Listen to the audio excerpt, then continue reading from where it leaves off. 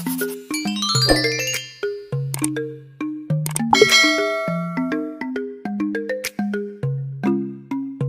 pagi Bapak. Selamat pagi. Perkenalkan, nama saya Altus Sakai. Saya berasal dari kampus STKIP Pusada Katolik Sinta. Maksud saya datang ke sini untuk mewawancari Bapak, Pak. Ya. Boleh? Ya. Pertanyaannya Pak, apa yang menurut Bapak menjadi permasalahan utama dalam pengelolaan dan pemberian keluarga negara? Ya. Menurut saya, apa yang menjadi masalah utama dalam pemberian dan pengelolaan kewarganegaraan itu terkait pada faktor mekanisme dan regulasi yang mengatur soal kewarganegaraan. Kita berbicara mengenai kewarganegaraan, tentu berbicara mengenai dua hal ini, yaitu kewarganegaraan asli kita, tapi juga ada WNA atau warga negara asing. Nah, kalau yang ditanyakan adalah masalah utama pemberian dan pengelolaan kewarganegaraan asing, tentu kita harus merujuk kepada regulasi yang mengatur bagaimana hak-hak warga negara asing bisa diakui di Republik kita ini. Tapi kalau kita berbicara mengenai warga negara Indonesia atau WNI, juga sama, yaitu regulasi dan peraturan perundang-undangan yang terkait di dalamnya. Misalnya, seorang anak kecil yang barusan lahir, orang tua tentu harus dengan sigap dong memasukkan dia ke dalam KK, kartu keluarga, supaya keluar nik-nya itu, nomor induk kependudukannya, supaya diakui dia sebagai anak sah dari ayah dan ibu kandungnya, kan begitu kan? Sehingga dengan demikian nanti dokumen-dokumen penyerta lainnya yang menandakan dia sebagai warga negara Indonesia dengan sendirinya nanti akan menyusul.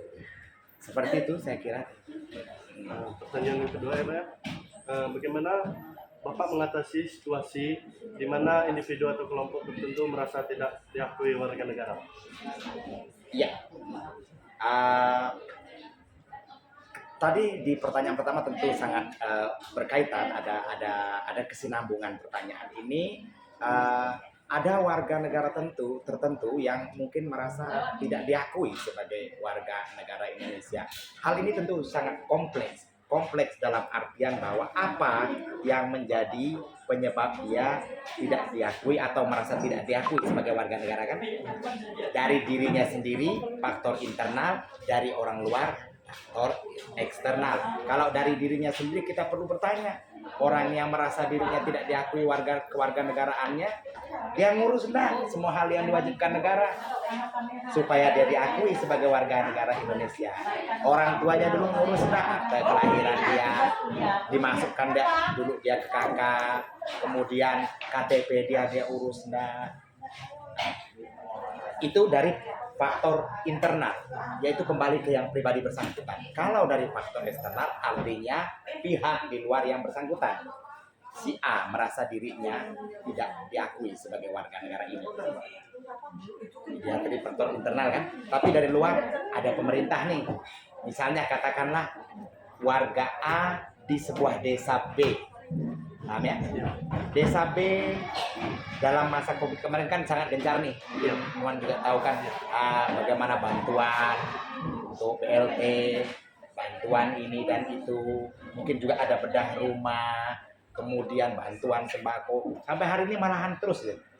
Tapi yang bersangkutan juga misalnya lengkap, dia punya kakaknya ada, akte kelahiran ada. Tapi setiap kali ada bantuan itu, dia sebenarnya layak ditolong oleh negara, oleh desa, tapi merasa tidak pernah ditolong. Kadang-kadang memang tercetus keluar omongan, apa kami bukan warga negara Indonesia? Itu satu. Kedua juga mereka yang cenderung berada di wilayah perbatasan. Karena jauhnya jangkauan pelayanan pemerintah publik, pelayanan publik untuk mereka. Mereka juga kadang merasa, mungkin kami bukan warga negara Indonesia. Saya kira itu ya. Jadi cara untuk mengatasi itu adalah pelayan masyarakat, pelayan publik, RT, RW, KD, dusun, bahkan bupati, wali kota, gubernur sekalipun ya, harus melaksanakan turun tangan, jemput bola untuk bertanya mengenai apa yang masih kurang, perlu bantuan apa. Oh, Pak, kami mau ngurus kakak selalu dipersulit. Kadesnya selalu gini misalnya. Oh ini penting, ditolonglah bagaimana strateginya. Nah, saya kira para pemimpin publik perlu untuk turun.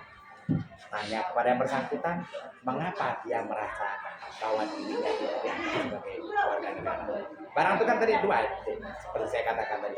Bisa jadi dia merasa dirinya seperti itu karena dia tidak pernah mendapat perhatian dari pemerintah. Tapi bisa jadi juga orang menganggap dia seperti itu karena dirinya sendiri tidak pernah mengurus apa yang menjadi kewajiban dia sebagai warga negara.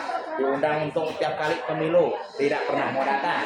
Diundang rapat GT juga tidak pernah datang. Sekali giliran bantuan orang lain mendapat bantuan dan sebagainya, gonggong dia. Wajar juga lah orang lain. Nah, seperti itu. Nanti semoga bisa diringkas. Iya, ya.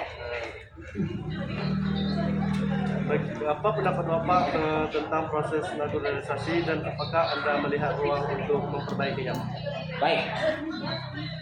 Naturalisasi yang saya mengerti dalam pertanyaan teman ini adalah proses kembali kepada jati diri kita sebagai warga negara Indonesia ini. Natural, kalau kita natural dong, natural ya, yang alami, yang apa adanya lah, bukan dengan emblem tambahan, riasan dan sebagainya, tapi yang betul-betul natural. Saya melihat ada peluang untuk naturalisasi, terutama bagi kita. Saya pendidik, calon pendidik. Dalam lingkup ruang pembelajaran kelas misalnya, muatan lokal adalah mata pelajaran yang baik untuk naturalisasi.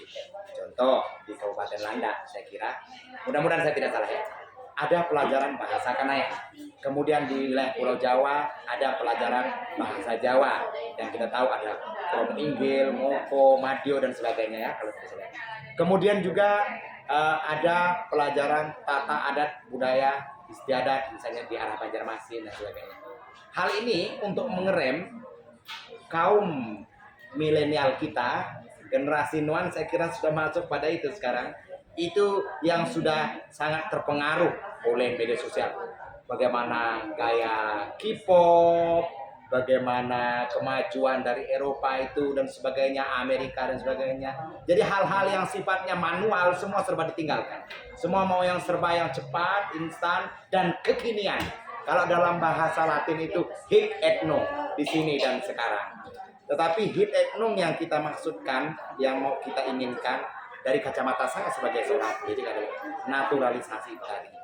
Kembali ke jati diri kita. Kalau kita orang Indonesia, secara khusus kita warga Kabupaten Sintang ini, maka jadilah kita seperti yang diharapkan visi misi oleh Kabupaten Sintang ini, oleh negara kita ini. Ya. Contohnya itu bisa dilaksanakan dan diwujud nyatakan dalam banyak aspek di ruang lingkup hidup sosial dan publik. Kalau sembahyang ke gereja pakai baju UKNC misalnya, tentu orang akan menilai ini kebarat-baratan dan di gereja larang. Ya kan? Juga misalnya mohon maaf cara berhijab dan sebagainya itu juga di satu sisi menjadi tren, di sisi lain kalau kita melihat Ibu Abdurrahman Wahid itu hanya sekedar begini. Nah, itulah dulu yang dikatakan hijabnya asli Indonesia, dikatakan seperti itu. Tapi itu semua nanti kembali juga kepada multi tafsir dari setiap orang yang melihatnya. Saya kira itu ada potensi dan itu baik untuk disadarkan kepada generasi muda kita, terutama nanti anak-anak ini. Pertanyaan selanjutnya Pak, bagaimana Bapak memastikan bahwa orang-orang yang tidak memenuhi syarat untuk mendapatkan kewarganegaraan tidak disalahgunakan atau melanggar hukum? Ya, saya tertarik dengan pertanyaan ini. Beberapa hari lalu, mungkin peristiwa yang saya lihat di TikTok itu sudah sudah cukup lama ya. Di mana waktu itu saya lupa komisi DPR RI, komisi yang mana, memanggil beberapa pengusaha dari negeri Tiongkok. Yang beberapa orang tuh ditanya itu bengok, bingung karena nggak tahu bahasa Indonesia. Untung ada penerjemah di samping mereka kan. Nah, jadi saya kira beberapa di antara mereka itu tidak mengurus kewarganegaraannya. Jadi hanya izin tinggal. Mungkin berupa paspor dan visa yang sifatnya terbatas. Saya kurang tahu, mungkin ada yang lebih tahu kan. Kalau udah batasan hari sekian, waktu sekian harus off dari negara tertentu, dari negara kita ini. Kan itu peraturan visa dengan paspor kan. Jadi saya tidak mengapresiasi baik dengan orang-orang yang tidak mau mengurus kewarganegaraannya kalau ia memang tinggal cukup lama untuk berusaha dan mencari rezeki dan mengembangkan perusahaan atau institusinya di negara kita ini. Termasuk beberapa misionaris kita, dari contoh misionaris Zending Protestan, misionaris Katolik, juga kemudian pindah warga negara karena kemudian jatuh cinta dengan Indonesia, ya kan? Jadi Anda tentu tahu ada ahli filsafat politik di negara kita, yaitu Romo Profesor Dr. Branmani Suseno Yesuit. Beliau sangat terkenal, seorang berkebangsaan Jerman yang akhirnya memilih menjadi warga negara Indonesia. Ini kita apresiasi baik karena apa? Sumbangsih pemikiran filsafatnya terhadap bangsa ini luar biasa. Pertanyaan terakhir Pak, Ya. apa langkah-langkah yang akan Bapak ambil untuk memfasilitasi integrasi masyarakat di warga negara baru? Ya, tentu saya asing sekali dengan pengurusan warga negara baru dalam konteks WNA yang mau menjadi WNI ya. Kalau dalam pengertian saya tadi, kalau WNA yang mau menjadi WNI, tentu saya asing sekali.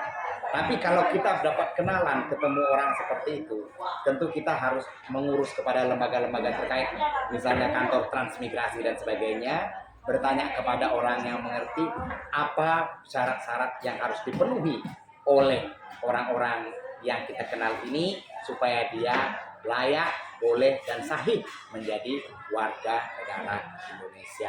Kalaupun ada kesulitan-kesulitan, kita bisa sampaikan kepada yang bersangkutan. Oh, kamu udah bisa jadi WNI karena kamu misalnya belum ada ketetapan sekian lama tinggal di sini, atau alasanmu tidak jelas tinggal di Indonesia ini hanya ingin jalan-jalan misalnya dan sebagainya. Itu kan cukup dengan visa dan paspor.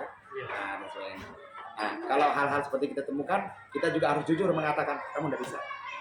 Tapi dia istrinya orang sini, memang tekad bulat kuat mau menjadi WNA, sudah beranak pinak sini, ya tentu kita bantu kan.